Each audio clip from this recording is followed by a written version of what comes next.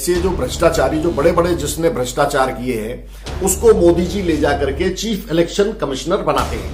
3,000 करोड़ जनता का गबन करना मामूली काम नहीं है। आप खुल्लम खुल्ला भी ईवीएम में धांधली कर रहे हैं। आप स्वयंभू स्वघोषित प्रधानमंत्री बनिए मोदी जी।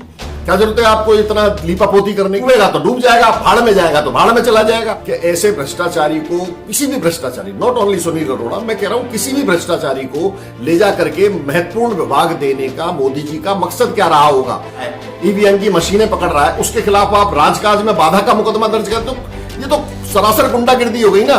ये तो पूरी खुलेआम लोकतंत्र की अवहेलना हो रही है। जनता में इतना पुदीना ही नहीं है, इतना जो है दिमाग ही नहीं है जनता में कि वो चुनाव की परिभाषा समझ। प्रधानमंत्री बन जाइए और अपने जो पिट्ठुओं को आप मुख्यमंत्री बना दीजिएगा या संबित पात्रा मुख्यमंत्री रहे। अगर सरकार इसी तरह से चुनाव अधिकारी या चुनाव आयुक्त का नियुक्ति करेगी अपनी मर्जी से, तो फिर अपनी मर्जी से तो अपना आदमी लगाएगी ना, फिर वो अपना पूरा जो है चुनावों में धांधली करवाएगा। नमस्कार दोस्तों, मैं संजय गर्ग जयपुर से। आज मैं बात करूंगा बंगाल, आसाम और जो 5 राज्यों में चुनाव हो रहे हैं उनमें ईवीएम में काफी गड़बड़ी जो है की जा रही है और चुनाव आयोग की निष्पक्षता दांव पर लगी हुई है। भाई पॉलिटिकल पार्टीज तो अपनी तरफ से पूरा प्रयास करती ही है, हमेशा से करती आई है। मैंने देखा है काफी समय से कि ईवीएम का जो जब से शुरू हुआ है उससे पहले बैलेट पेपर्स की लूट हो जाती थी, बदल जाते थे, वो सब जो है धांधलियां चलती रहती थी। लेकिन अभी हाल में नया कंसेप्ट जो आया है वो चुनाव आयोग मिलकर के धांधली कर रहा है। इसके पीछे का एक बहुत ही कड़वा और बड़ा जो है गहरा राज मैं आपको बताने जा रहा हूं। कृपया ध्यान से सुनिएगा इस बात को। मुख्य चुनाव आयुक्त हिंदुस्तान में सुनील अरोड़ा हैं, आप सभी को जानकारी होगी। और नरेंद्र मोदी जी जैसे ही प्रधानमंत्री बनते हैं वो पूरे देश में से जो लोग उनके काम के ब्यूरोक्रेट्स थे उनको सबको वहां से उठाया। हमारे राजस्थान से भी 2 जो है ब्यूरोक्रेट्स जो महाभ्रष्ट, सबसे ज्यादा जो भ्रष्टाचार में लिप्त थे, राजीव महर्षि और सुनील अरोड़ा, इन दोनों के मोदी जी सेंटर में ले जाते हैं। एक को होम डिपार्टमेंट देते हैं, सबसे ज्यादा क्रिटिकल और क्रूशियल डिपार्टमेंट था गृह विभाग, उसका सचिव बनाते हैं। और सुनील अरोड़ा को भी ले जाकर के जो है इंफॉर्मेशन ब्रॉडकास्टिंग का सेक्रेटरी बनाते हैं ताकि मीडिया पे किसी तरह से अंकुश लगाया जा सके। उसके बाद भी जो है मुख्य चुनाव आयुक्त, पहले चुनाव आयोग में ले गए, फिर उनको मुख्य चुनाव आयुक्त बना दिया। तो मेरा इन सब चीजों पे आपको ध्यान आकर्षित करने का जो लक्ष्य है वो मैं बताता हूं आपको कि जब भ्रष्ट अधिकारियों को आप ले जाकर के अपने पास जो इंपॉर्टेंट जो विभाग हैं उनका जो है सर्वे सर्वा आप बनाते हैं तो उनसे अपने मनमाफिक काम कराना आप लोगों के लिए, सत्ता के लिए, मोदी जी के लिए बहुत आसान हो जाता है। मेरा नाम संजय गर्ग है और मेरा मुकदमा सुनील अरोड़ा के खिलाफ जो है मुकदमा मेरा 5 साल से लंबित है। यहां जयपुर सेशन में MM 11 में मेरा मुकदमा लंबित है, आप जानकारी कर सकते हैं उसको। और वो मजिस्ट्रियल जांच के अंदर विचाराधीन है, कार्रवाई उस पर चल रही है। वो मामला क्या था, सुनील अरोड़ा जो है एक जमाने में रीको के चेयरमैन हुआ करते थे, राजस्थान इंडस्ट्रियल इन्वेस्टमेंट कारपोरेशन, जो कि इंडस्ट्रियल लैंड्स के में मामले में डील करती है। उनके चेयरमैन हुआ करते थे और हमारा 3,000 करोड़ रुपए का जो हेरा फेरी का जो मामला है वो विचाराधीन है, अभी न्यायालय में लंबित है। चूंकि ये उसके बाद से ही बड़े महत्वपूर्ण पोस्टों पर रहे हैं तो मैं भी समझता हूं कि कार्रवाई करना किसी मजिस्ट्रेट के लिए या जुडिशरी के लिए उतना आसान नहीं है। हम भी इसीलिए इतना एक्टिव नहीं है कि भाई मामला कुछ होगा नहीं, आगे जाकर के और फिजल आउट हो जाएगा, इसलिए हम उसको बहुत ज्यादा तवज्जो नहीं दे रहे हैं, उसको ऐसे छोड़ा हुआ है।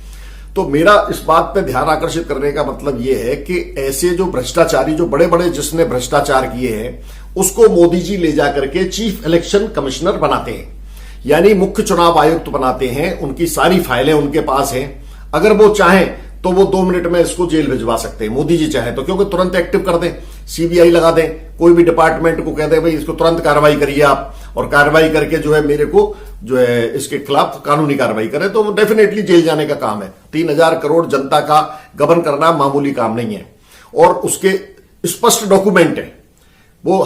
मैं आरटीआई एक्टिविस्ट हूं और मैंने आरटीआई में 3 साल के अंदर अथक परिश्रम करके वो डॉक्यूमेंट्स मैंने हासिल किए और हासिल करके मैंने मुकदमा दर्ज कराया।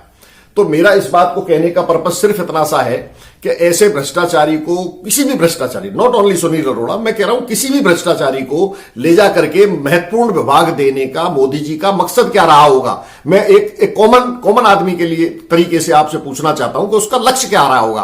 क्या ईमानदार अफसर नहीं है, या ऐसे अफसर नहीं है जो भ्रष्टाचार में कम लिप्त हो, जिनके खिलाफ मामले ना हो? ऐसे लोग तो बहुत सारे भरे पड़े हैं हिंदुस्तान के अंदर, लेकिन सबसे ज्यादा भ्रष्टाचारी लोगों को इन्होंने चाटा।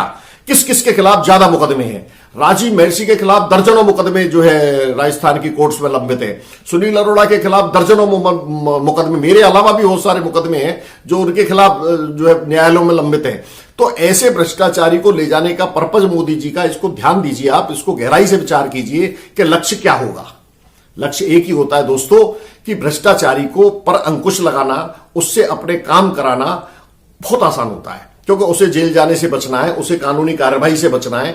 तो अगर ऐसा बचना है तो उसको सत्ता के हिसाब से चलना पड़ेगा, उनके काम के हिसाब से उसका काम करना पड़ेगा।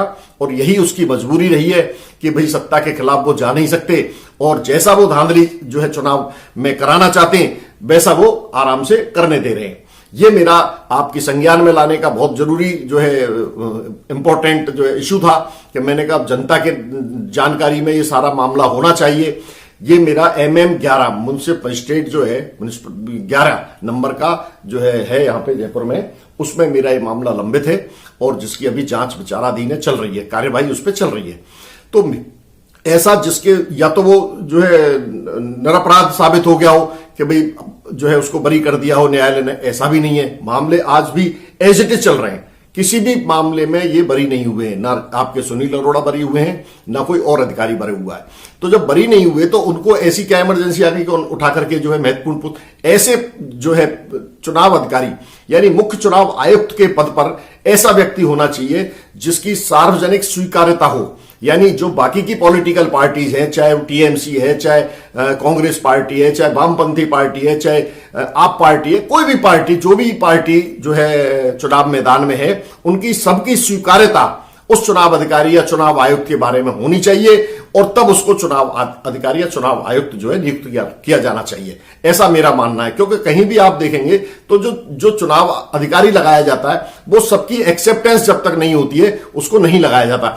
अगर सरकार इसी तरह से चुनाव अधिकारी या चुनाव आयुक्त का नियुक्ति करेगी अपनी मर्जी से, तो फिर अपनी मर्जी से तो अपना आदमी लगाएगी ना, फिर वो अपना पूरा जो है चुनावों में धांधली करवाएगा।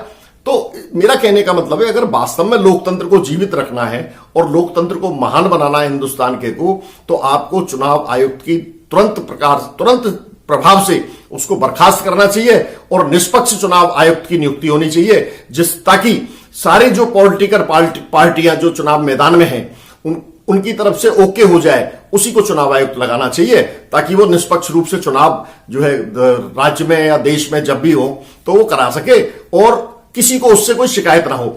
आप खुल्लम खुल्ला भी EVM में धांधली कर रहे हैं, ममता बनर्जी शिकायत कर रही है, लिख के शिकायत दे रही है, उस पर भी आप संज्ञान नहीं ले रहे हैं। जो आदमी आपके पॉलिटिकल पार्टीज की गाड़ियों में EVM पकड़ रहा है, EVM की मशीनें पकड़ रहा है, उसके खिलाफ आप राजकाज में बाधा का मुकदमा दर्ज करते, तो ये तो सरासर गुंडागिर्दी हो गई ना। ये तो पूरी खुलेआम लोकतंत्र की अवहेलना हो रही है। आप चुनाव काहे के लिए करा रहे हैं? आप सर्वे सर्वा बन जाइए, हमेशा के लिए स्वयंभू जो है स्वघोषित प्रधानमंत्री बन जाइए, बिल्कुल देश से चुनाव का मना कर दीजिए, जनता फिर भी चुप बैठी रहेगी। जनता में इतना पुदीना ही नहीं है, इतना जो है दिमाग ही नहीं है जनता में कि वो चुनाव की परिभाषा समझ सके।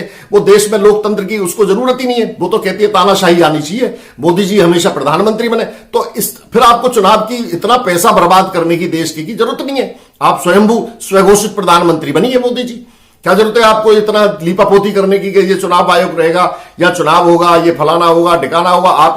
आप ऐसा करिए, आप प्रधानमंत्री बन जाइए और अपने जो पिट्ठुओं को आप मुख्यमंत्री बना दीजिएगा, या संबित पात्रा मुख्यमंत्री रहेगा या फलाना पात्रा मुख्यमंत्री रहेगा। इस तरह से आप इन लोगों को मुख्यमंत्री बनाइए और देश को चलाइए। डूबेगा तो डूब जाएगा, भाड़ में जाएगा तो भाड़ में चला जाएगा। लोकतंत्र की जरूरत क्या है? किसको जरूरत है लोकतंत्र की? मेरा आपसे विनती है और जनता से विनती है, आपसे विनती नहीं है, आपको बनाया जनता ने। जनता से मेरी गुजारिश है कि आप लोकतंत्र को अभी भी समझ लीजिए, वरना वो दिन दूर नहीं है जब अंग्रेजों ने तो क्या जुल्म आपके ऊपर किए थे, जो ये सरकारें आपके ऊपर जुल्म करने वाली है। लोकतंत्र से बढ़िया कोई तंत्र नहीं होता। आदमी की आजादी सबसे पहले रखी जाती है। लिबर्टी फर्स्ट, यानी आजादी, आदमी की व्यक्तिगत आजादी प्रथम जो है उसकी आवश्यकता होती है। उसके बाद प्रॉस्पेरिटी आती है, उसके बाद जस्टिस आता है, उसके बाद सब चीजें आती है। लेकिन लिबर्टी इज द फर्स्ट जो है and foremost important thing in human life. तो आप देख लीजिए क्या आपको करना है।